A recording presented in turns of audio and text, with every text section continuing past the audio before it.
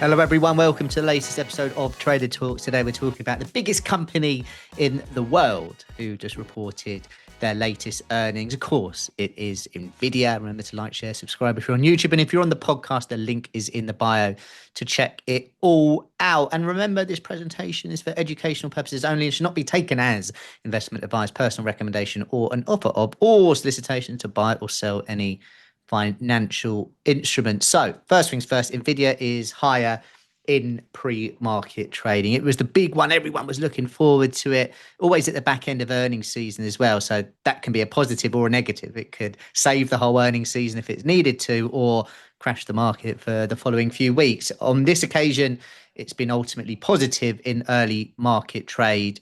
Another major beat. Quarter two revenue reached 96.2 billion. That was up 106% year over year. And that was ahead of the forecast as well, which was about 92.3. So decent beat there. Adjusted EPS was higher as well. Data center revenue surged 117% to 89 billion, which represented more than 92% of sales. The guidance as well was really good. Nvidia expects quarter three revenue of around 108 billion. These numbers are just mind-boggling, aren't they? As well, management also expects revenue to grow around 70% in the financial year of 2028. It's also lifted other semiconductors and AI infrastructure stocks and memory-related companies as well, which has been a real good winner. And the market in general has been boosted to be the biggest company in the world, and it's obviously got the biggest weighting in, the S&P 500, for example. That's higher as well. The main caution, bit of worry, is gross margin is expected to ease from 75 to 74% in the next quarter. So nothing too crazy there. But let's have a quick look at the chart, and also let me know in the chat what you're all thinking. I was doing a webinar on Monday with our Diamond Club clients, and I was saying, really, this is where we were trading in around sort of 210s. And I was saying, well, we closed the week below 188 and the market didn't like it. You probably track back down to 164. If we close the week above 227, the market loves it and we go to all-time highs. At the moment, we're just finding resistance at 227, which you completely understand why.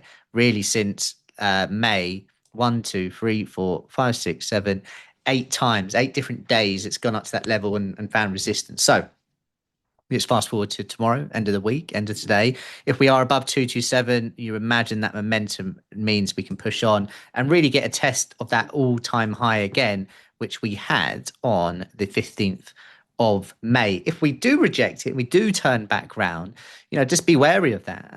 The last sort of few times we've done that, it's ended up going down 16% from May to July, and also a little drop just over the last sort of few weeks.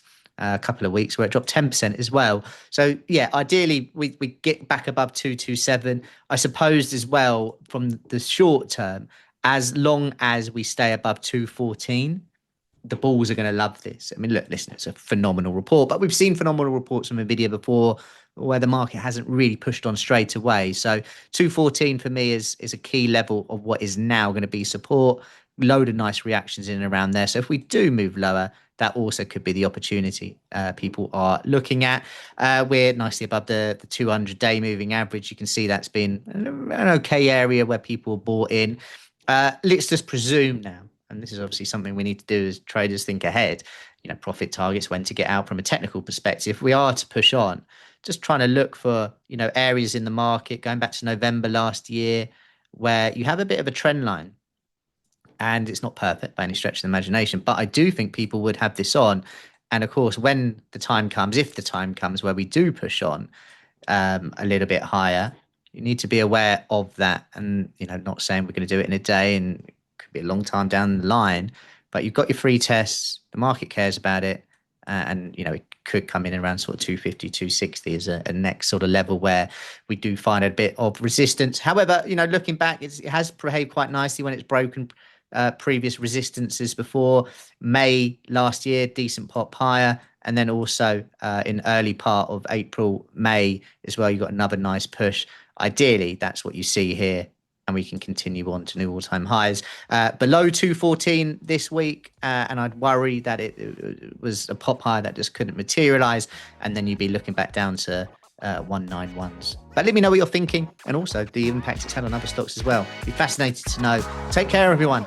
See you on the next episode of Trader Talks.